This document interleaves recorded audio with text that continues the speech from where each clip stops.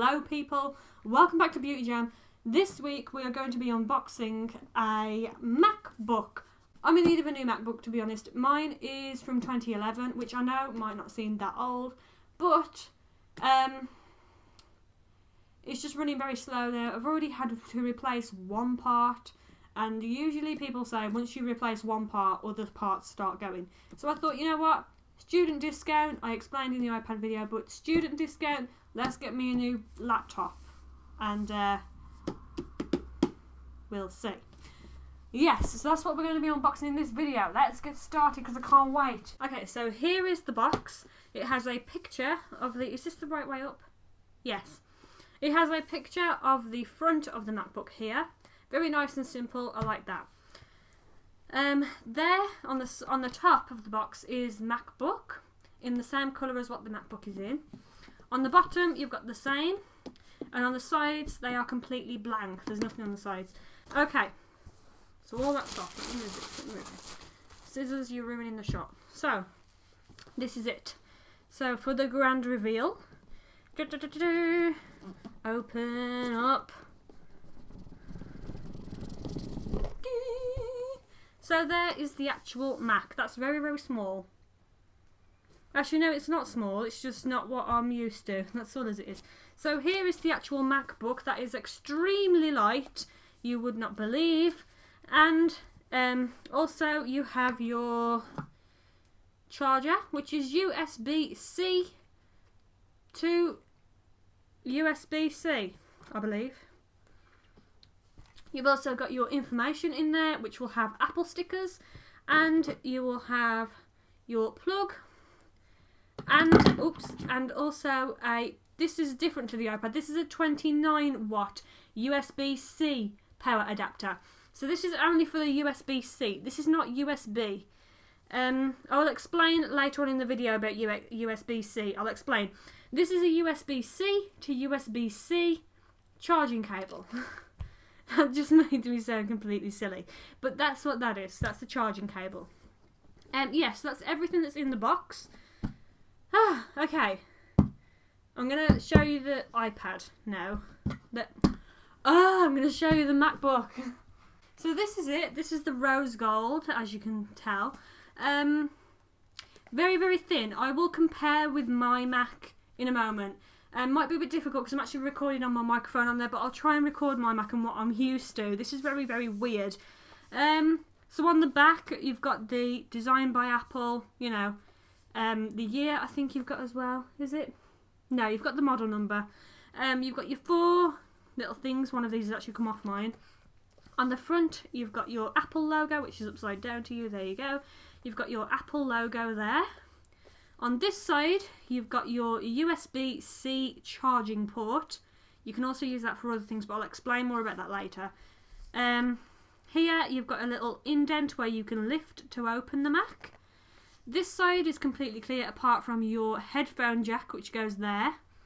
And then the back is obviously just the hinge of where the screen lifts. Now, lifting the screen, you have a protective thing over your screen. Obviously I'm going to keep that there because it's going to reflect everything that's, you know. So here is your keyboard, very, very thin compared to what I'll show you mine in a minute. Your trackpad is the same colour as the Mac. I think that goes across the board. And you've got your speaker here as well, which I'm not used to. The hinge is actually hidden now rather than it being... I'm going to have to show you mine really. I'll show you mine and then you'll see. Here you've got MacBook Pro, which is the same as the one I've got. And the on button is actually moved now. It's not there anymore, it's here on an actual button. This is the new MacBook, as you can see on the right. Little comparison. I know this isn't a MacBook. I understand that this isn't a MacBook. This is a MacBook Pro. And I think they are still the same spec as this. But just so you can see what I'm working with here. For starters, size difference, massive comparison. This is the 12-inch, this is the 13-inch, which I know it doesn't look like there's an inch difference between them, but that's what it is. So there's your size difference. Also, keyboard difference. These actually stick up, like I can get my finger under there and thingy. That one I cannot. They're completely flat. And the trackpad is the same size, as you can see. And also the difference in the size is there too. Look, can you see the apple size? And also this is like a mirrored apple, you know, like on all the apples. This one isn't. This was a really old one. This is still just the white apple. That I've stuck that on. That's not on the actual design. I've stuck that on. So opening up again. Oh, this just fell off.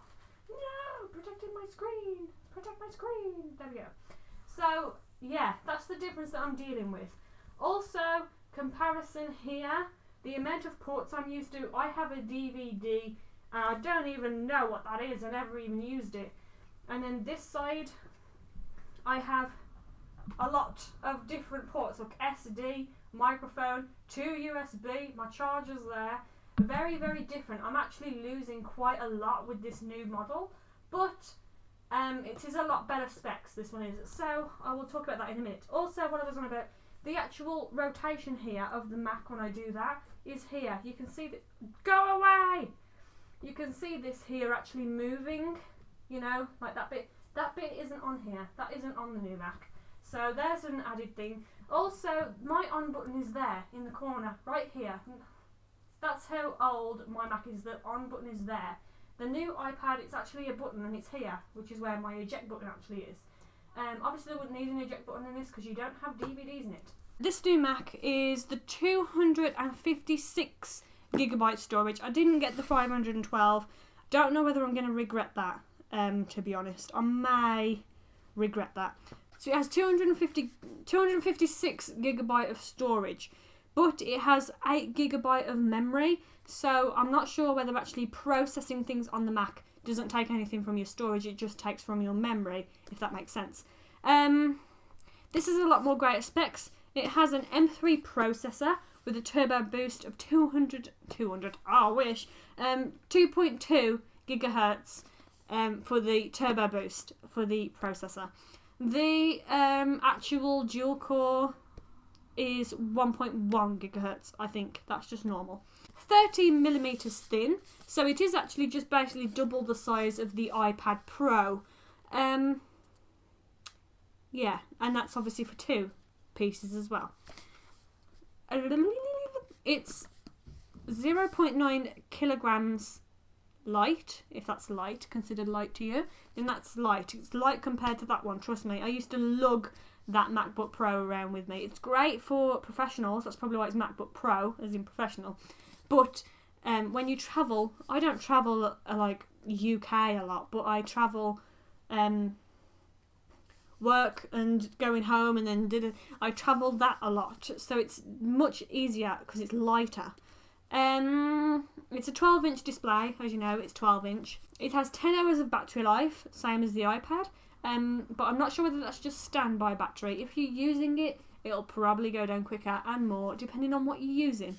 If you've got loads of tabs open and iMovie is open and iTunes is open and Word is open and this is open, like me, usually, then obviously the battery's going to go quicker.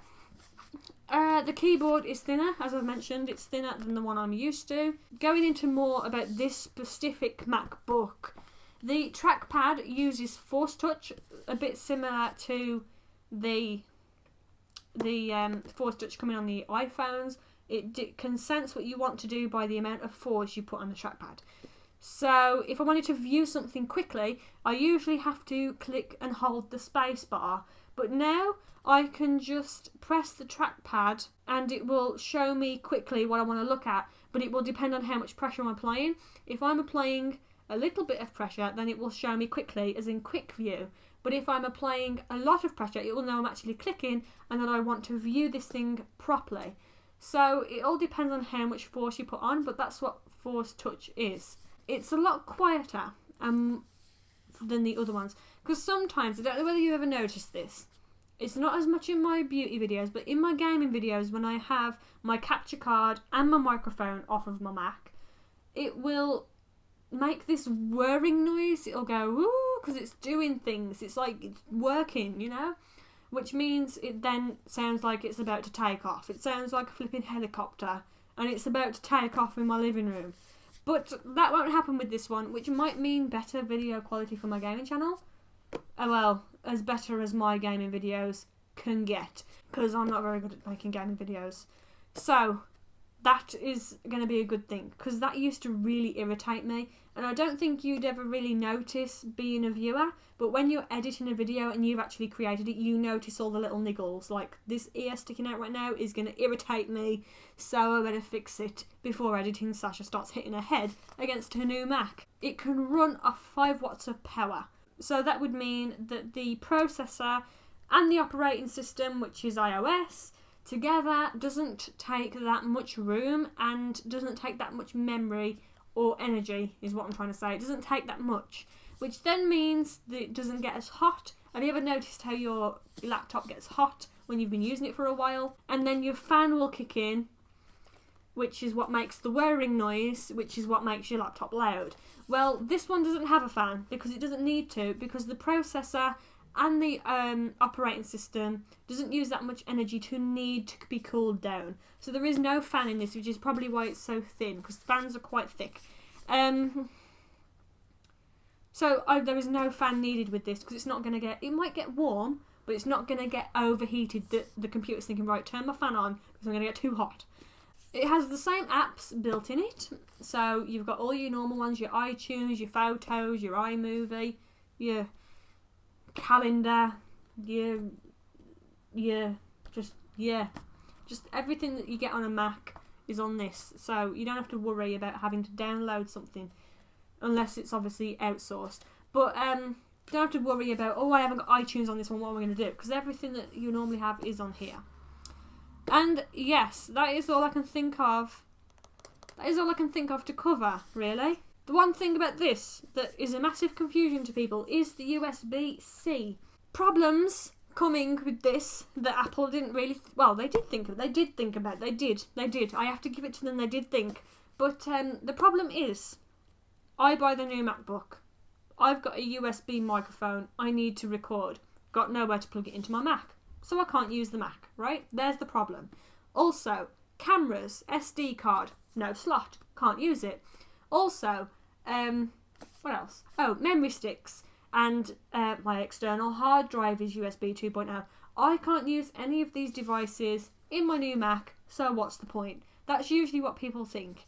It does include a bit more extra money, but not much. It's only £15, so that's not much when you just paid nearly £1,000 for the new...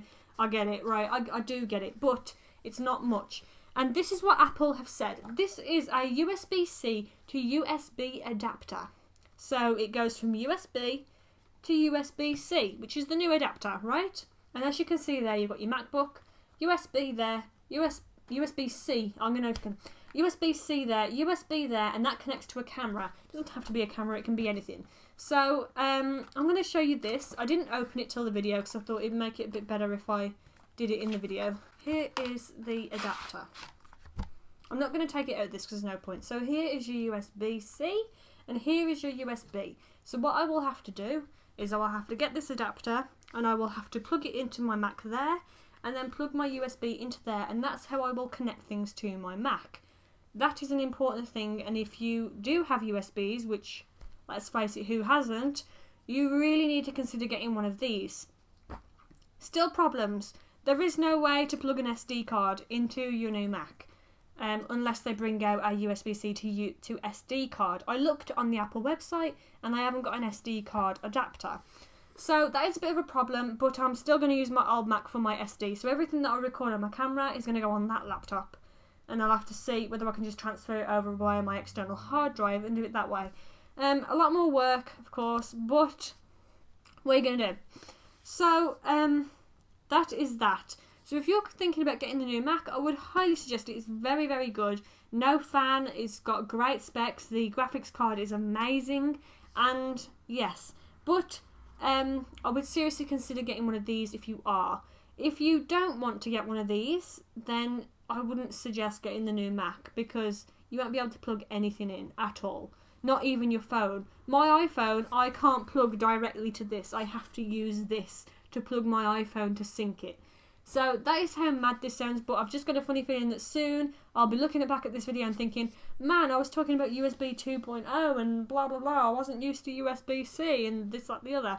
So yeah, we'll all be laughing at this video soon, trust me. But for the moment, we've just got to ride the storm and accept this new technology, because if we don't accept it, we're going to be stuck in time, you know? We're going to be stuck. So, yes, I'm going to embrace the new technology and I'm going to try my best. I'm hoping that they do bring an SD adapter though, because I really need one because of my cards, my memory cards for my camera. I really need an SD adapter, but they haven't got one yet. Perhaps I can find one that's not Apple. There might be one that's not Apple. So I might have a look. If I can find one, I'll leave a link in the description, but I've looked on the Apple website and they do not do one. So, thoughts. This is annoying, but I understand why they're doing it. I do think that if you buy the new MacBook, this should either come in the box with it, or you should get it at a discounted price. I do think that that is how it should be. Sort of like this. This is my charging cable for my new Mac, so it's USB-C to USB-C. It comes in the box. It comes with the Mac. Do you know what I mean? And that's just the way that it is. It comes with it. I don't have to buy this separately. It comes with the Mac. If I broke this or lost this, then I would have to pay for another one, which makes sense. But I don't have to pay for it outright. You know, like I don't have to buy the Mac and now I've got to go and buy my charger. It just comes with the Mac, and I just think that that should be, at the moment, until USB-C comes on more devices, I think that this little adapter should come with the Mac. That's just my opinion, but I do get that Apple needs the money, but I just wish that they would add £15 to the original MacBook price and just put these in with the MacBook. I just wish they would, because then I wouldn't moan so much about having to buy it separately, because it's coming with the Mac. Yeah, so if they just add the price of this to the price of this, I'd be happy, to be honest. Yeah, that's just what I think. Or, like I say, if you've bought the MacBook in the same basket, obviously, you can't check out and that, in the same basket, you should get this at a discounted price. Just like, you know, I don't know, 20% off. You know, just so you're getting a little bit off it because you're buying the Mac, you know? And then obviously if you break this or lose it, then you pay for a new one. But I don't know, that's just Apple, isn't it? That's just my thoughts. If I was in Apple now, I'd be suggesting that. I would.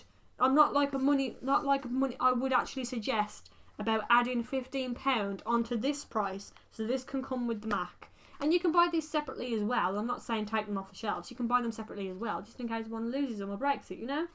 But just, you know.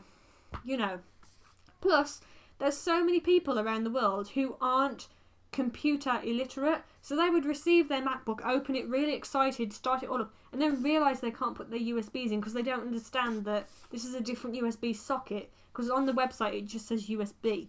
So again, people who aren't computer literate might be getting disappointed when they receive it, but if they just put this in the box, they wouldn't be disappointed then, because it'd be, oh, what's this Wi-Fi? Oh, I get it now. Do you know what I mean? We'll see. But that is the MacBook, new MacBook, the rose gold. I hope you enjoyed this video. If you did, then make sure you give it a thumbs up. Make sure you subscribe for more videos from me. I'm also doing more unboxing videos, so you can click them around my face, wherever they are. Some might not be up yet, but others may. So yeah, if you want to check any of those videos out, then make sure you click them. And I'll see you next time.